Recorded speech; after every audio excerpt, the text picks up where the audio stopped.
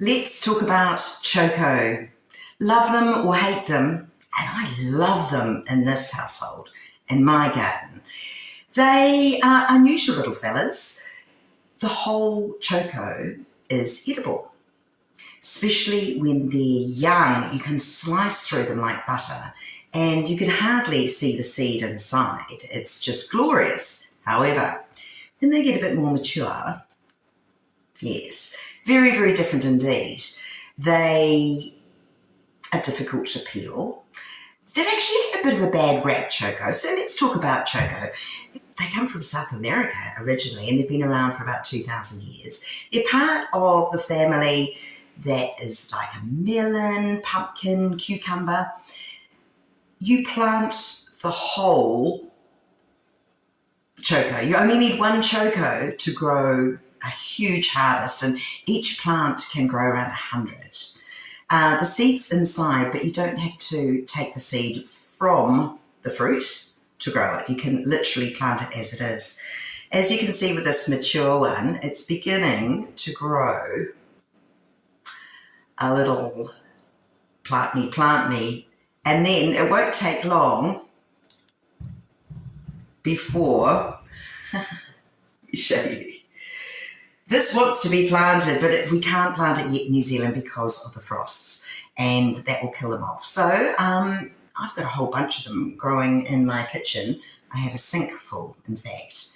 But when they're young, the whole thing can be eaten. So we're talking about the skin, we're talking about the seed, we're talking about the tendril itself. So I'll show you on this one here. This actually can be eaten raw. Very much like a pea shoot. It's sweet and it's fine. So it's lovely in salads or you name it. But when they get older, they get a bit gnarly.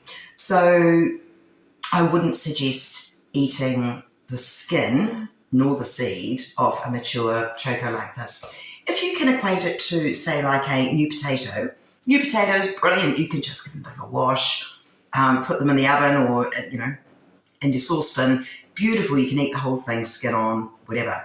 But, when they get more mature, you need to peel potato because it's a bit rubbery and a bit gnarly. Same with these. Unlike the fresh young ones, these ones will actually need to have the skin taken off because once you put it into a soup or a casserole, for example, it's very fibrous.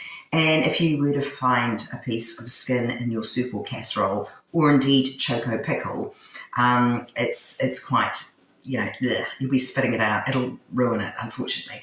So when it comes to the likes of Choko Pickle, which I make plenty of, you'll need to take the skin off first. When they're young, they're beautiful to eat, and I slice them up and freeze them ready to go. When they're a bit older, they do need a little bit of preparation. And it's a bit like filleting a fish. For me, it's just one of the things you need to do to make the most of the crop. So don't throw away your gnarly, mature Choko, nor the ones wanting to grow, but you're not prepared to plant them.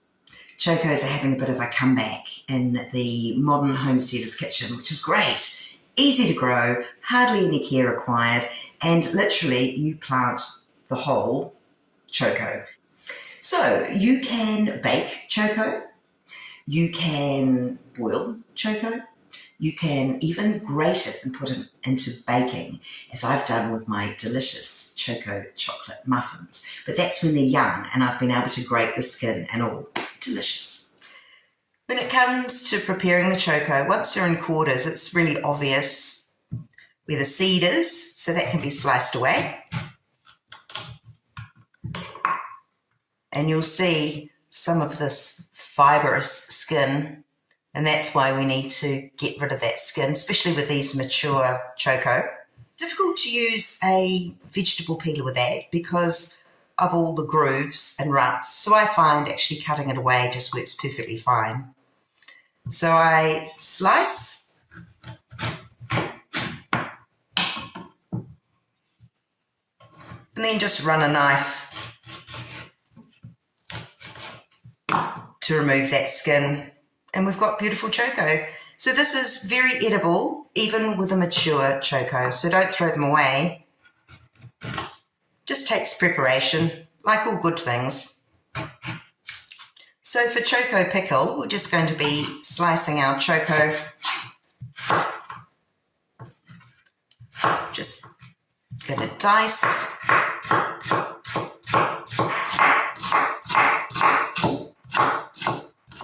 In preparing my Choko Pickle, I have 2 kilos of sliced and diced Choko. It's in a colander, and I'm going to be adding 4 brown onions that again I have sliced and diced.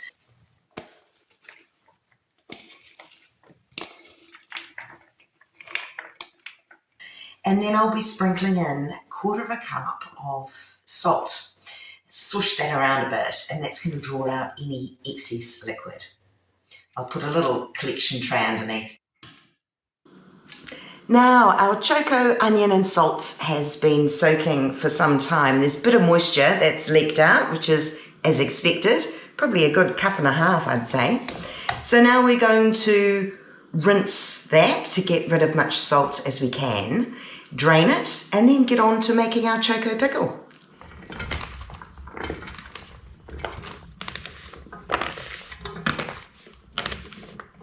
Tablespoon of curry powder, a tablespoon of mustard powder, a tablespoon of mustard seed, a teaspoon of ground black pepper, a teaspoon of ground turmeric, 1 capsicum finely diced, 4 chili, 2 cups of white sugar, and 2 cups of apple cider vinegar.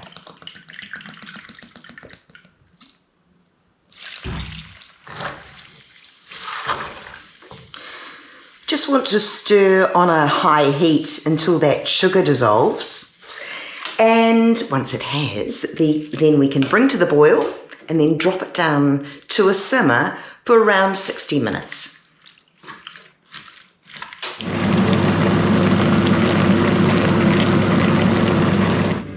Right, I have my jars sterilised and in the oven staying warm. I have my lids on a simmer, getting ready to go. And we're just at the final stages of the pickle. It has reduced in liquid, but the liquid hasn't thickened. And I've made this batch several times, and it doesn't thicken without the help of a little corn flour. So I'm just going to be scooping out a bit of that liquid and adding a tablespoon of corn flour, just smoothly making a paste, and then adding that back into the mix. Simmer for about 5 more minutes, and then it is ready to bottle.